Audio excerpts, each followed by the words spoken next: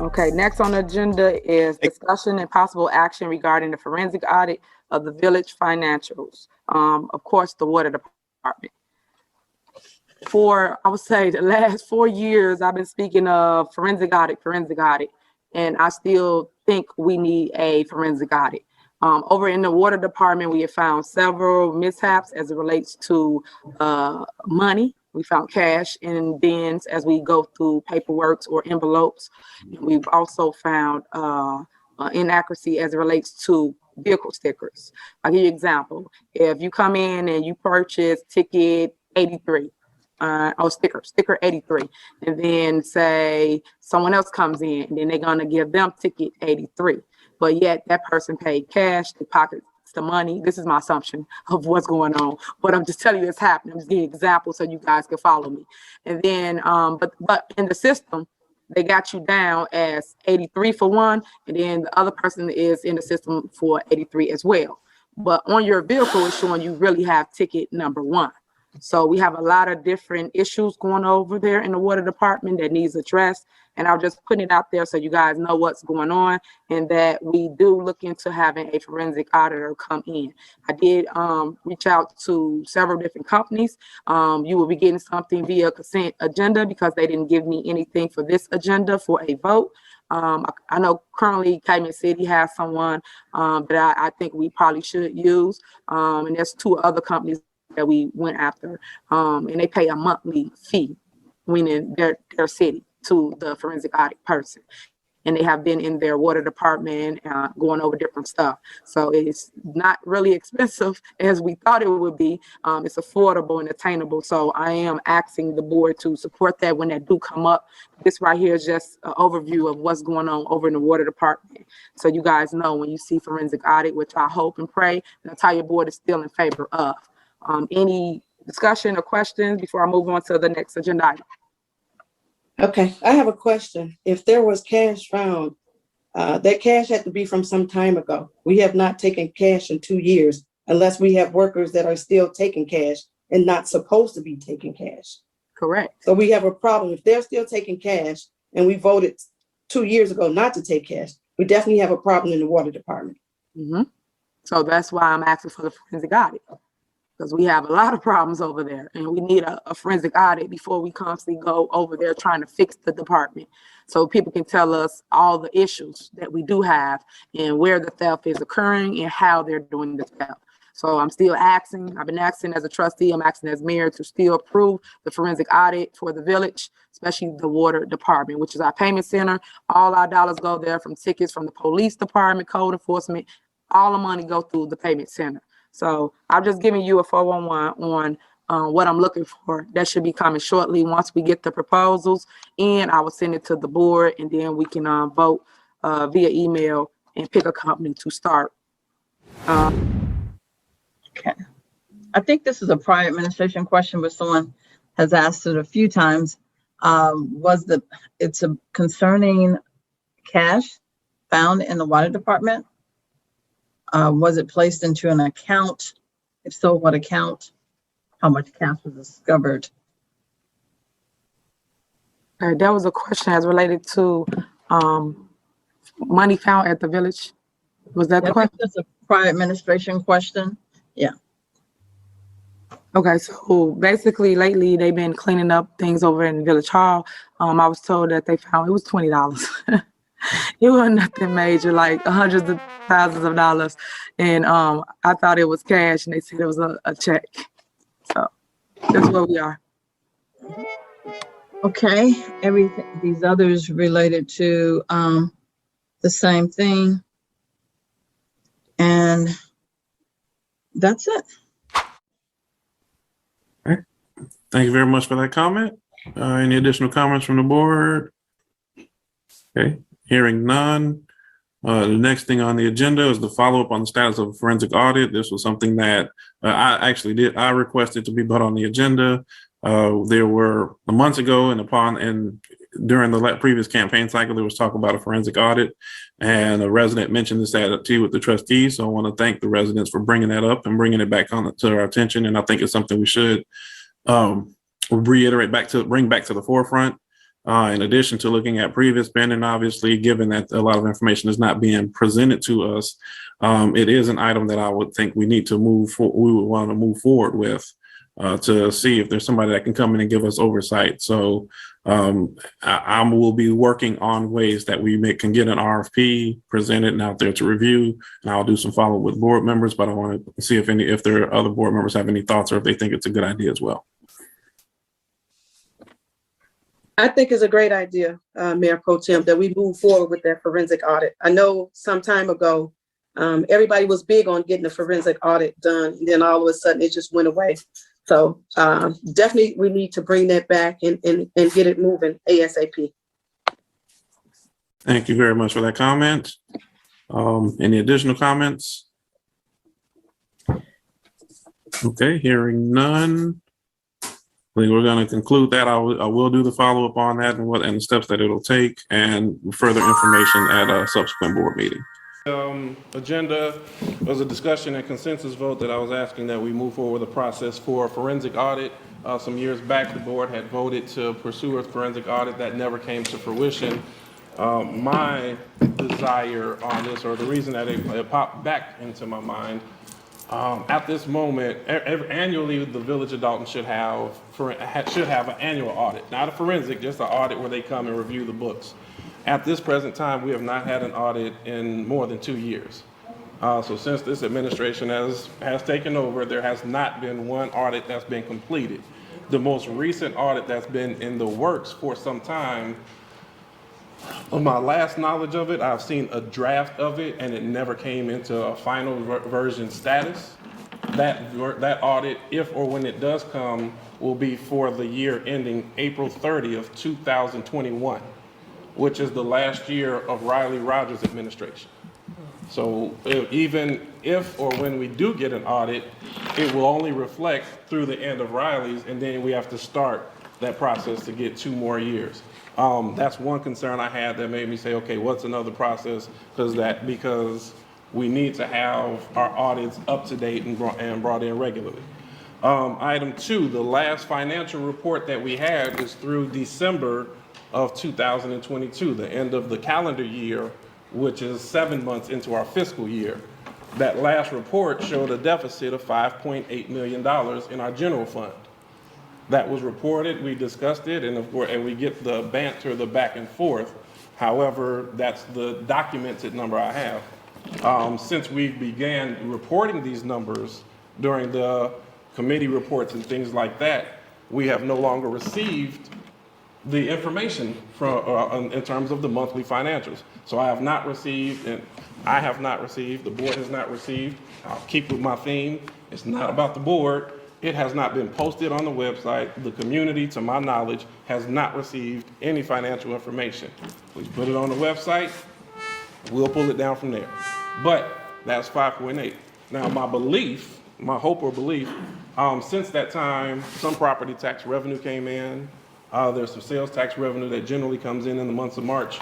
So my belief is we're not in the $5.8 million deficit, but I'm certain we're still in a deficit. And if we compare year over year, what we did in December, we were at a $5.8 million deficit in December 22. We compare that to 2021, there was a $400,000 surplus.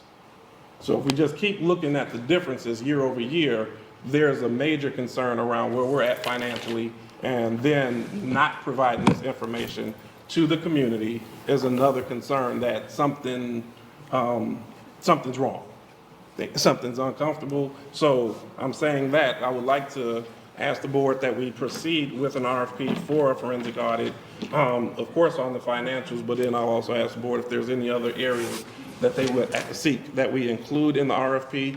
If a consensus is reached, I will begin working with our attorneys to draft the RFP proposal so that we can move that forward, but I'll yield the floor to anybody that has question or comment. I would like to include the water department on that. Yeah, forensic audit for sure. Trustee Steve mentions the water department. Trustee Belcher mentions the housing department.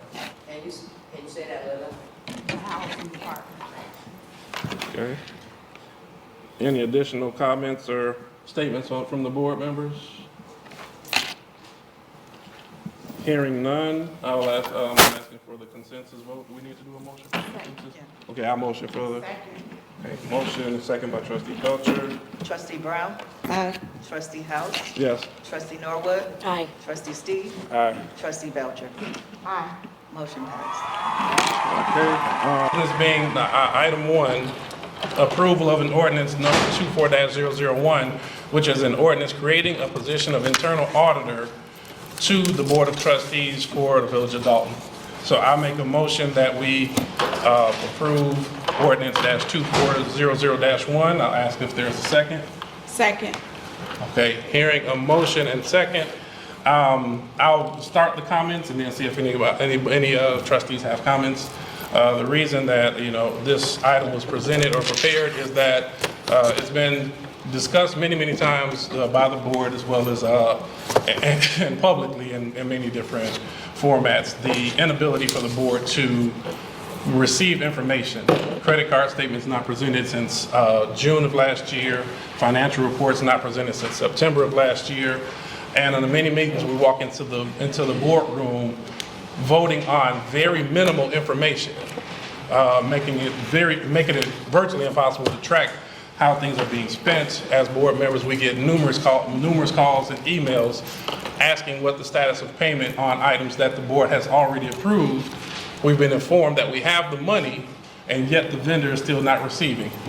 So this ordinance would seek to have a position created that reports directly to the board to give that position the ability to kind of work autonomously and not have the same concern or consequence of write-ups or any other punishment.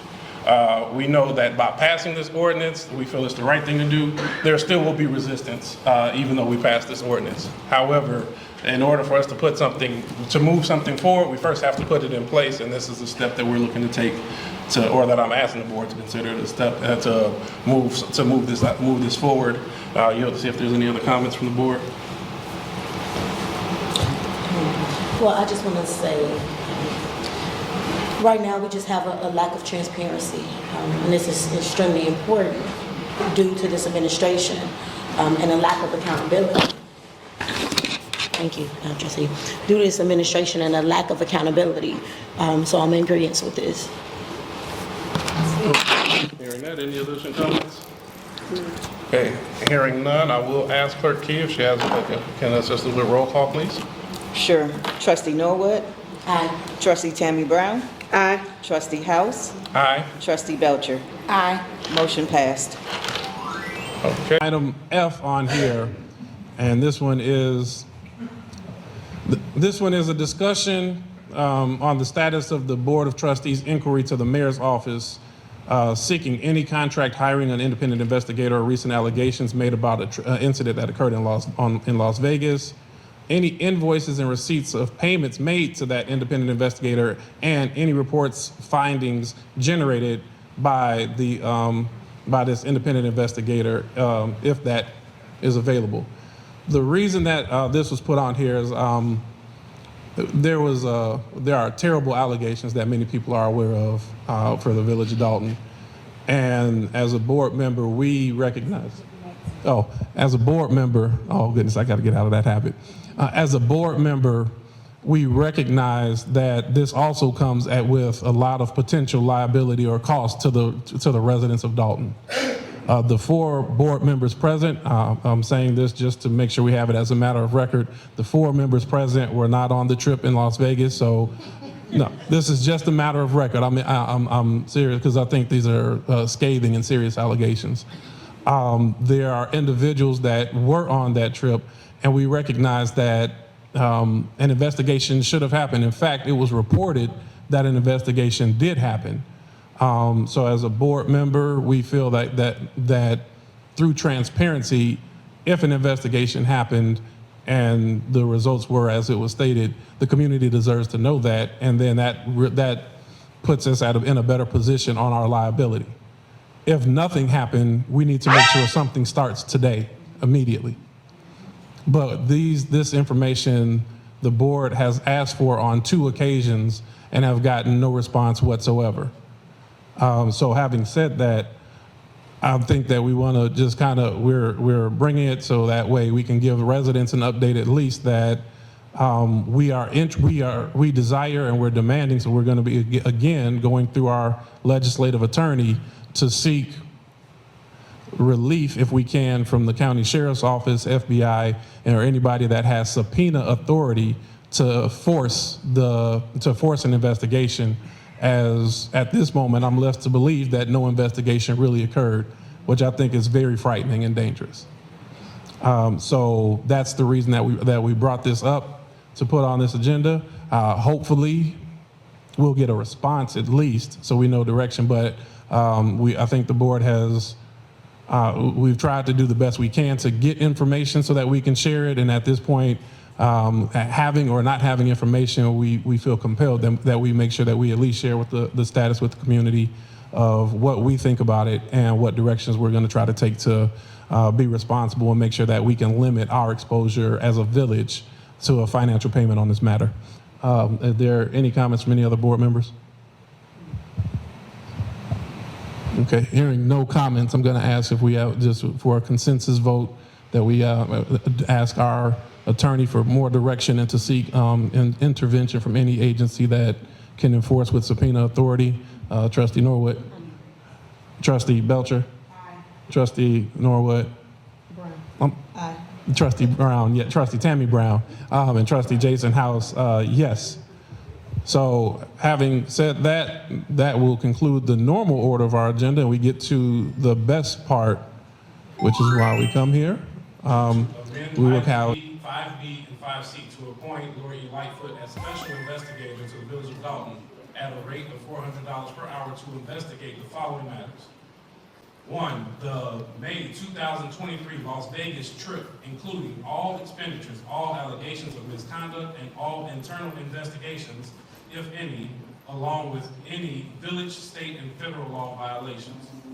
2, the spending of ARPA funding without going out for bid and or failing to properly spend ARPA funds. 3, failure to provide a full accounting of all ARPA funds spent. 4, hiring contractors without going to bid or requesting the RFP. 5, hiring the contractors without the approval of the corporate authorities. 6, making payments to vendors without the approval of the corporate authorities. And 7, paying the village prosecutor Delgado Law Group over $900,000 over the last 2.5 years. So we're going to do a motion. I'll make that motion. I'll ask for a second, and we'll go into discussion thereafter to further executive. So I made a motion. Is there a second? Okay. Hearing a motion and second, first I will ask Attorney Olson to further dive into the resolution. Thank you, Mayor Pro Tem. On the original agenda are 2 resolutions hiring Ms. Lightfoot as additional legislative counsel. I received a letter today from the Delgado Law Group threatening me and this board that if we proceeded along this route, there would be litigation and grave consequences. And advising that any actions we do here are in violation of the Open Meetings Act and against the law. I remind you, this is the same Delgado Law Group who just received the invoices from the last 2.5 years, including March, will be over $950,000. So rather than fight another lawsuit and spend more money on more lawyers, we amended the motion tonight. The resolutions were to appoint Ms. Lightfoot. That's what the motion is. And rather than appoint her as legislative counsel, which is our title, directly as a special investigator is more than appropriate. Again, we're looking to get down to the facts as to what's going on in the village and how the money's been spent or not spent. So rather than fight over this in court, we amended the motion. People are here tonight because they know on the agenda is the proposed hiring of a very learned former federal prosecutor to help the trustees sort out what's going on in the village over the last 2 years as far as misappropriation and misspending. That's why we amended the motion. We have the agenda as it's stated to try to avoid yet another lawsuit. One obstacle that had arisen was a request issued by the mayor's office to the attorney general seeking to declare the appointment as unconstitutional. And on June 14th, we received the correspondence from the attorney general. I'll just read the last couple of lines. Therefore, the Public Access Bureau concludes the board did not violate OMA by voting to appoint Mrs. Lightfoot as special investigator on April 8th. This letter serves to close the file, and if you have any further questions, please contact me.